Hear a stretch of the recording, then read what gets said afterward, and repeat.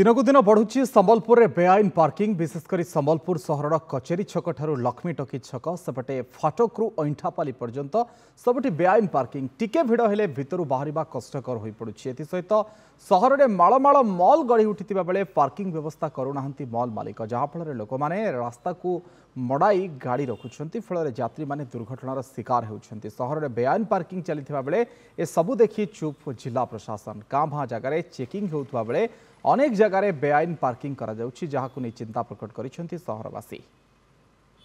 आमे आ गोटे प्रपोजल मझे दिखाई धोबी जो नाला जन अच्छे धोबी जो नालाटा ऊपर जे पूरा स्लाब पकईकर योजना भी करथिला प्रशासन से कार्यानुष्ठान नहीं करी पारता। संबलपुर मुख्य जगार गोटे धोबी जो नाला है धोबी जो नाला के जदि फिलअप करदे जेनटा कि बड़ बड़ सिटी मान के अच्छे ऊपर मान के ये करके रास्ता टाइप करदे हेटा भी पार्किंग करा पारता।